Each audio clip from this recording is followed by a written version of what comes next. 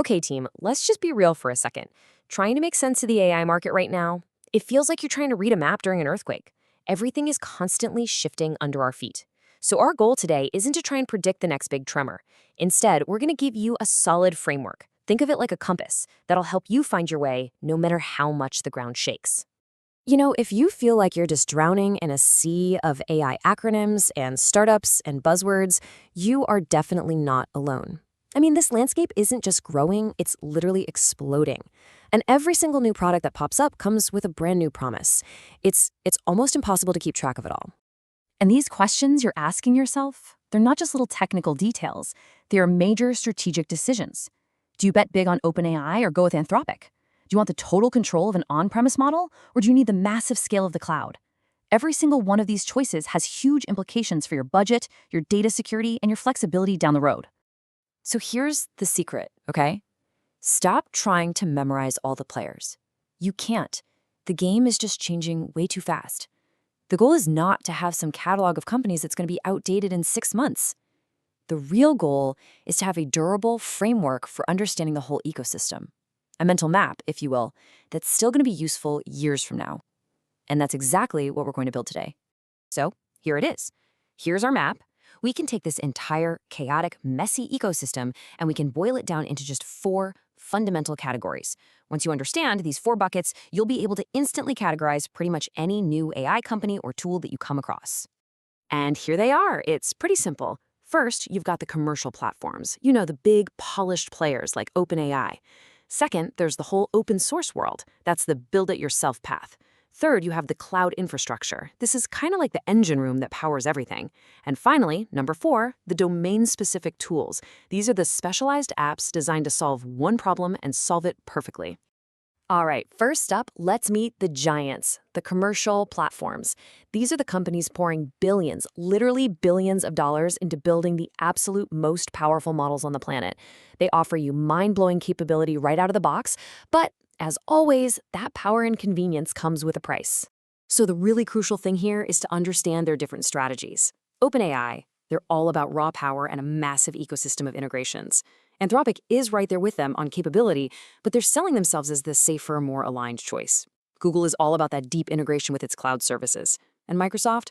Well, their genius move is weaving AI into the products you already use every day, like Office with Copilot. But here's the bottom line.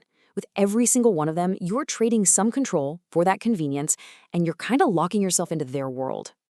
Now, let's switch gears and look at a completely different philosophy, the open source world. If the commercial platforms are all about renting power, open source is all about owning it.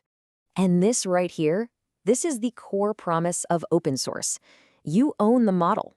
You run it on your own servers. You have complete control.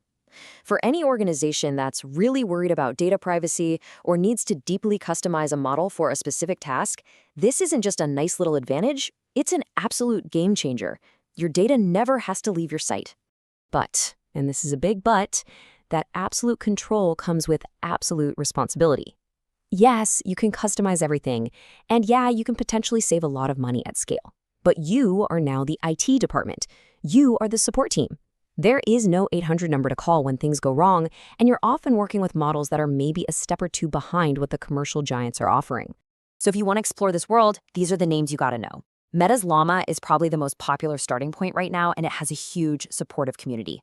Mistral is famous for creating these incredibly efficient models that just punch way above their weight class.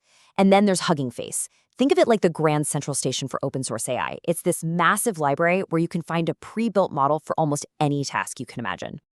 All right, let's move on to our last 2 categories. I like to call these the enablers.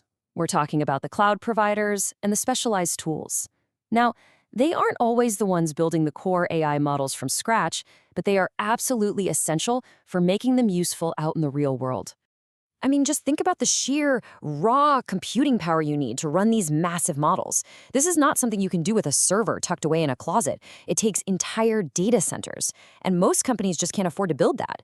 That's exactly where the cloud providers come in. They basically rent out that superpower, which makes AI accessible to everyone, not just a few tech giants. And the big 3 cloud players, they each have their own unique angle on this. AWS is the biggest, no question, offering just immense scale and this huge menu of services. Azure's killer feature is its exclusive partnership with OpenAI, which gives enterprises a secure, private way to use GPT models. And Google's GCP, well, they leverage their decades of deep machine learning research and, of course, their tight integration with their own Gemini models.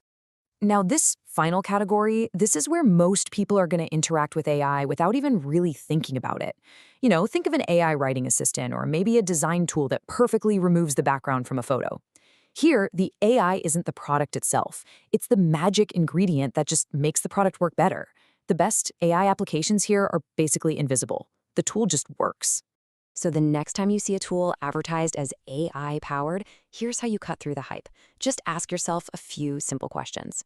First, does this AI feature genuinely make the tool better, or is AI just a marketing buzzword? Do you know whose engine they're using under the hood? Where exactly is your data going? And maybe most critically, is this a real company with a sustainable business, or is it just a cool feature that could vanish next year? Okay, so you have the map. You understand the 4 main territories of the AI world. Now, for the most important part. How do you actually use this knowledge to build a smart, effective AI strategy for yourself or your company? If you only remember one thing from our entire conversation today, please let it be this. Do not put all your eggs in one basket. The leader in the AI space today might be a follower tomorrow. The absolute smartest move you can make right now is to maintain your flexibility. Think of it like an insurance policy. By knowing how to use multiple platforms, you are ensuring yourself against getting left behind when the market inevitably shifts again.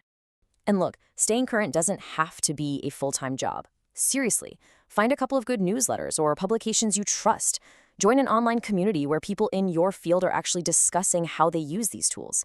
Set a calendar reminder to just check out what's new every 6 months or so.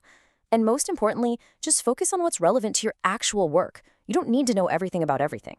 So in the end, the key takeaway is actually pretty simple. Stop searching for the one best AI tool. It doesn't exist. The real winning strategy is a hybrid one. Using a commercial giant for the heavy lifting, maybe an open source model for sensitive data tasks, and a specialized tool to make your daily work a little easier.